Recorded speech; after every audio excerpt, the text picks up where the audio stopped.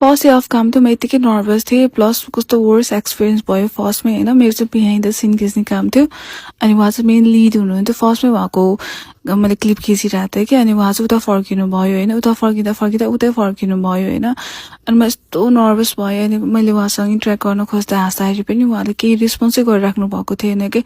not even like slightly smile back पनि थिएन होइन सो मेरो चाहिँ फर्स्ट एक्सपिरियन्स चाहिँ कस्तो नराम्रो भयो होइन अनि म त्यसपछि झन् नर्भस हुने गएँ किनकि मेरो लागि सुटिङहरू एभ्रिथिङ वाज सो न्यू कि म नर्भस प्लस एक्साइटेड थिएँ मेरो एक्साइटमेन्ट चुप्लुङ्गै डुब्यो होइन अनि उहाँको त अर्को क्लिप खिच्न मलाई डरै लागिरहेको थियो प्लस अरू मेम्बरहरूको पनि मलाई खिच्न डर लागिरहेको थियो होइन उहाँ मसँग मात्र होइन सबैसँग त्यस्तै रेस्पोन्स गरिराख्नु भएको थियो कि सपोज उहाँ चाहिँ हाम्रो आमा हुनुहुन्छ मेन लिड हुनुहुन्छ एकदम पपुलर एक्टर हुनुहुन्छ सिनियर एक्टर हुनुहुन्छ होइन उहाँलाई पनि कस्तो कोल्ड ट्रिटमेन्ट दिइराख्नु भएको थियो उहाँसँग पनि राम्रोसित रेस्पोन्सै नगर्ने राम्रोसित नबोलिराख्नु भएको थियो कि अनि आमाले पनि कस्तो चित्त दुखाउनु भएको थियो कस्तो एटिट्युड भएको मान्छे रहेछ कस्तो रुड रहेछ होइन बोल्न खोज्दा पनि नबोली अलिकति पनि हुन्छ इन्ट्रेक्सन गर्नै नखोज्ने कस्तो घमण्डी रहेछ भनेर भनिराख्नु भएको थियो होइन अनि मलाई पनि त्यस्तै फिल भइरहेको थियो तर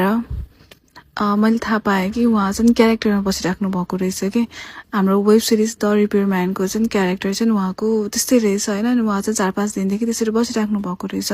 अनि सुटिङ सबै सकिसकेपछि चाहिँ उहाँले चाहिँ आमालाई आएर सरी भन्नुभयो म क्यारेक्टरमा थिएँ हजुरलाई हर्ट गर्नलाई इग्नोर गर्ने मेरो इन्टेन्सन के पनि थिएन होइन जसमा क्यारेक्टरमा थिएँ भनेर सम्झाउनु भयो and everything was so fine होइन अनि मेरो लागि चाहिँ कस्तो नयाँ एक्सपिरियन्स थियो कि किनकि कोही हुन्छ नि पर्सन यति डेडिकेटेड भएर आफ्नो क्यारेक्टरमा बस्नको लागि हुन्छ नि के पनि मतलब नगरिकन उहाँ चाहिँ जस्ट आफ्नो क्यारेक्टरमा हुनुहुन्थ्यो होइन हजुरले द रिपेयरम्यानमा हेर्नुभयो भने चाहिँ हाम्रो वेब सिरिज छ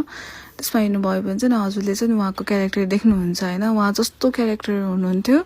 सुटमा उहाँ अगाडि हामीसँग पनि त्यस्तै हुनुहुन्थ्यो कि लास्टमा मात्र उहाँ हाँस्नु भएको हामीले देखेको कि नभए त इन्टायरमा थुस्सो परेको क्या